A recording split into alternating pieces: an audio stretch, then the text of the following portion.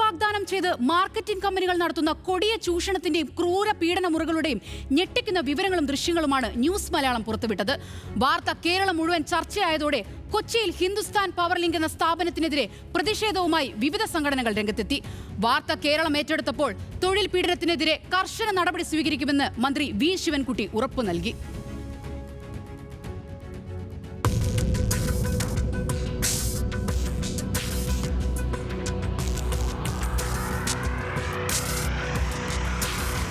ഉയർന്ന ശമ്പളവും തൊഴിൽ സുരക്ഷിതത്വവും വാഗ്ദാനം ചെയ്താണ് മാർക്കറ്റിംഗ് കമ്പനികൾ ക്രൂരമായ തൊഴിൽ പീഡനം നടത്തുന്നത്.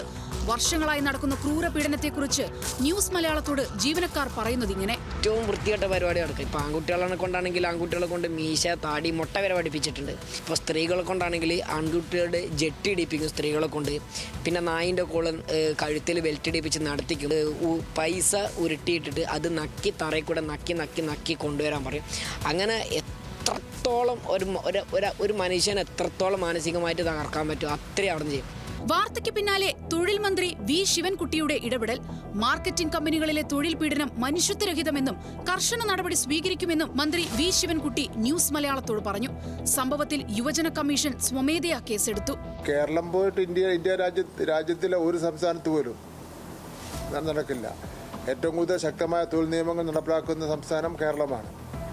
കേരളത്തിൽ ഇത് ചെയ്യാന്ന് വെച്ചാൽ നമുക്ക് ഒരു കാരണവശാലും അംഗീകരിച്ചു കൊടുക്കുന്നതിന് വേണ്ടി കഴിയുന്ന കാര്യമല്ല. കമ്പനിക്കെതിരെ പ്രതിഷേധം ശക്തമാക്കിയിരിക്കുകയാണ് യുവജന സംഘടനകൾ. കലൂരിലെ HPL ഓഫീസിലേക്ക് ഡിവൈഎഫ്ഐയും യൂത്ത് കോൺഗ്രസും പ്രതിഷേധ മാർച്ച് നടത്തി. ഓഫീസിനകത്തേക്ക് കയറിയ പ്രവർത്തകർ ഓഫീസ് പൂട്ടിച്ചു.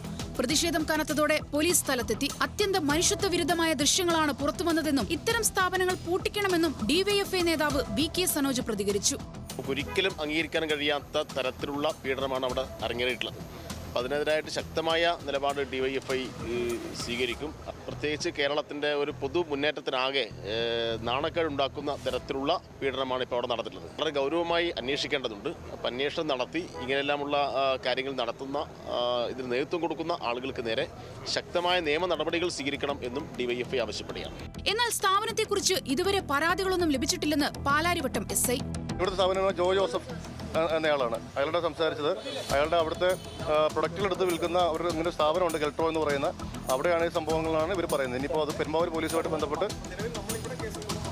നിലവിൽ പലവട്ടം പോലീസ് സ്റ്റേഷനിൽ പരാതിയില്ല. കഴിഞ്ഞ 2-2.5 മാസമായിട്ട് ഞാനിവിടെ ഉണ്ട്. അങ്ങനെ പരാതി നിലവിൽ ലഭിച്ചിട്ടില്ല. ഹിന്ദുസ്ഥാൻ പവർ ലിങ്ക് എന്ന സ്ഥാപനത്തിന്റെ നടത്തിപ്പ് ഏജന്റുമാരുടെ കീഴിൽ നടന്ന ക്രൂരതയ്ക്ക് ഈ സ്ഥാപനവുമായി ഒരു ബന്ധവുമില്ലെന്ന് തൃപ്പൂണിത്തുറ ഇൻചാർജ് മാനേജർ ബിജു പപ്പച്ചൻ പറഞ്ഞു. ഹിന്ദുസ്ഥാൻ പവർ ലിങ്ക് കമ്പനി ഒരു മാനുഫാക്ചറിംഗ് കമ്പനിയാണ്.